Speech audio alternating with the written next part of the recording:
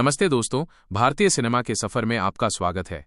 आज हम बात करने वाले हैं 1952 की टॉप 10 फिल्मों के बारे में, जिनमें से कुछ फिल्मों ने अपने गीत संगीत से धूम मचा दी थी। 1952 की टॉप 10 फिल्मों में नगीना और आनंद मठ का नाम भी शामिल है, जिनकी चर्चा हम पहले ही 1951 की फिल्मों में कर चुके हैं। कई जगहों पर तलाश करने के बाद जो टॉप 9 फिल्में सामने आती हैं, उनके बारे में हम आपको बता रहे हैं। नेट बॉक्स ऑफिस कलेक्शन के मामले में 1952 की फिल्मों में 9वें नंबर पर रही थी आंधियां अमृतसर में हुई एक सच्ची घटना पर आधारित थी।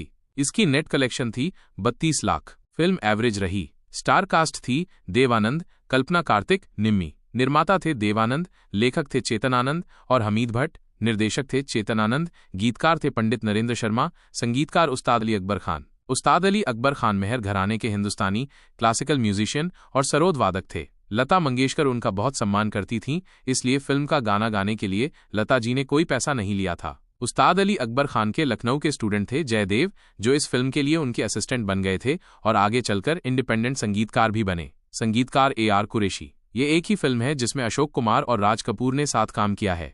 7वें नंबर पे थी संगदिल। फिल्म की नेट कलेक्शन थी 50 लाख। फिल्म अबव एवरेज थी। स्टार कास्ट थी दिलीप कुमार, मधुबाला। दिलीप कुमार और मधुबाला की साथ में ये दूसरी फिल्म थी। पहली फिल्म थी 1951 की तराना। चार्लोट ब्रॉन्टे का 1847 का बहुत फेमस नॉवल था जेन आयर। संगदिल उस पर आधारित थी।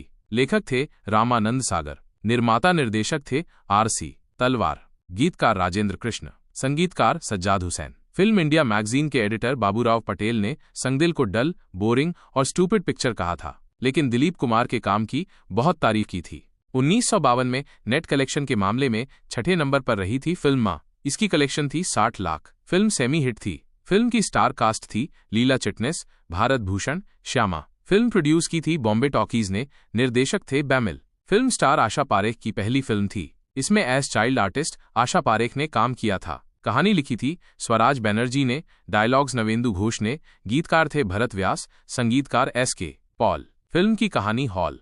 नरगिस का डबल रोल था। लेखक, निर्माता, निर्देशक थे ख्वाजा अहमद अब्बास। साथी राइटर्स थे मोहसिन अब्दुल्ला, VP साठे। फिल्म की कहानी की फाउंडेशन वही थी जो आवारा की थी। सरल भाषा में कहें तो कहानी का आधार था कि कोई भी पूर्वज रहे हैं, लेकिन अनहोनी की कहानी आवारा से बिल्कुल अलग थी। जब ये फिल्म प्लान की गई थी, तभी नरगिस ने ख्वाजा अहमद अब्बास से कह दिया था कि इस बार मुझे ज्यादा इंपॉर्टेंट कैरेक्टर देना। नरगिस पूरी फिल्म में छाई रहीं।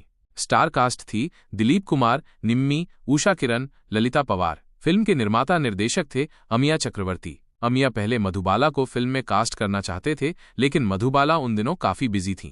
फिल्म के लेखक थे राजेंद्र शंकर और अमिया चक्रवर्ती। डायलॉग्स लिखे थे राजेंद्र सिंह बेदी ने। गीतकार थे शैलेंद्र और हसरत जयपुरी, संगीतकार शंकर जयकिशन। सबसे पहले फिल्म फेयर अवार्ड्स में दिलीप कुमार को इस फिल्म के लिए बेस्ट एक्टर का अवार्ड मिला था। इस फिल्म का बहुत फेमस गाना है ऐ मेरे दिल कहीं और चल। दाग दिलीप कुमार की सबसे खास फिल्मों में शामिल है।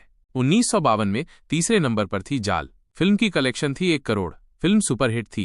स्टार कास्ट थी देवानंद, गीता बाली, KN सिंह। निर्माता थे TR फतेहचंद। लेखक थे MA लतीफ और गुरुदत्त। निर्देशक थे गुरुदत्त। गीतकार थे साहिर लुधियानवी, संगीतकार SD बर्मन। इस फिल्म का बहुत फेमस गाना है ये रात ये चांदनी फिर कहाँ। देवानंद ने अपनी बुक में लिखा है कि वो और गुरुदत्त एक बार इटालियन फिल्म फेस्टिवल देख रहे थे। एक फिल्म से हम दोनों को प्यार हो गया। उसमें कैरेक्टर ऑलमोस्ट कहानी का विलन था। वो फिल्म थी बिटर राइस। मैंने गुरुदत्त से कहा कि मुझे ऐसा किरदार निभाने में कोई एतराज नहीं है। 1951 की बाजी के बाद ये गुरुदत्त की निर्देशित दूसरी फिल्म थी। बाजी की तरह जाल भी 1950 के दशक की बेस्ट नॉयर फिल्मों में शामिल है। देवानंद का निभाया किरदार टोनी बॉलीवुड के बेस्ट एंटी हीरो कैरेक्टर्स में से एक है।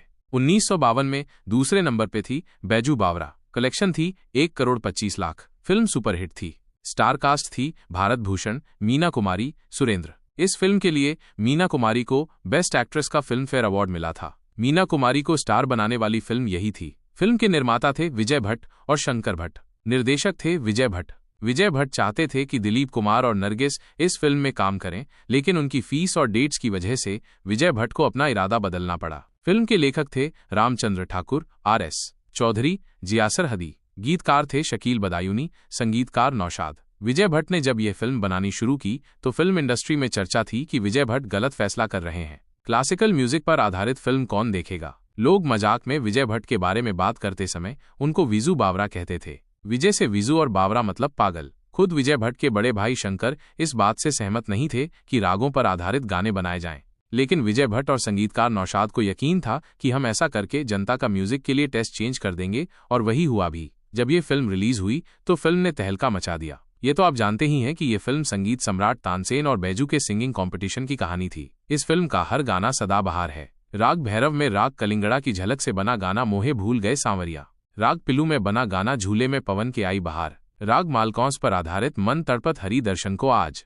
राग दरबारी में ओ दुनिया के रखवाले, राग भैरवी में तो गंगा की मौज। इसके लिए संगीतकार नौशाद को बेस्ट म्यूजिक डायरेक्टर का फिल्म फेयर अवार्ड मिला था। फिल्म में एक सरगम मिलाकर 13 गाने हैं, सब एक से बढ़कर एक हैं। फिल्म के संगीत को क्लासिकल का पूरा रंग देने के लिए महमूद रफ़ी, लता मंगेशकर, शमशाद बेगम के अलावा क्लासिकल वोकलिस्ट उस्ताद आमिर खान और पंडित डी.वी. पलुस्कर से भी गवाया गया।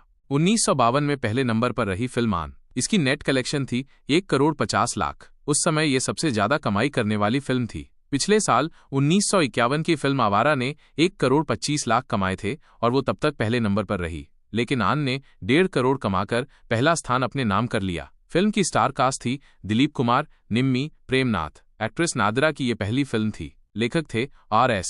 चौधरी, S. अली रजा। निर्माता निर्देशक थे महबूब खान। गीतकार शकील बदायूनी, संगीतकार नौशाद। आन उस समय की सबसे महंगी फिल्म थी। इसका बजट था 35 लाख। आन के बारे में एक स्पेशल एपिसोड आपको जल्द ही इस चैनल पर मिलेगा। इस फिल्म को 16 मिलीमीटर गेवा कलर पर शूट किया गया और ये इंडिया की पहली टेक्निकलर फिल्म थी। इस फिल्म को 28 देशों में 17 भाषाओं में सबटाइटल्स के साथ रिलीज किया गया था। यूनाइटेड किंगडम और यूनाइटेड स्टेट्स में इसका टाइटल था सैवेज प्रिंसेस। साउथ इंडिया में फिल्म को तमिल में डब करके भी रिलीज किया गया था। इस फिल्म के गाने भी सदाबहार हैं। दिल में छुपा के प्यार का तूफान ले चले, मान मेरा एहसान, अरे नादान, गाओ तराने मन के, आज मेरे मन में सखी बांसुरी बजाए कोई। 1955 की श्री 420 के आने से पहले तक आन ही सबसे ज्यादा कमाई करने वाली हिंदी फिल्म रही। इंडिया के बाहर से भी सबसे ज्यादा पैसा कमाने वाली फिल्म आन ही रही, जब तक आवारा को 1954 में सोवियत यूनियन में रिलीज नहीं किया गया था। उसके बाद आवारा टॉप पर रही। लाख और संगदिल 2 फिल्में निम्मी उनके साथ थी। राज कपूर की 2 फिल्में थीं, अनहोनी और बेवफा, दोनों नरगिस के साथ। देव आनंद की 2 फिल्में थीं, जाल और आंधियां। संगीतकारों में ये नौशाद अली का साल था। आन और बैजू बावरा दोनों टॉप पर रहीं।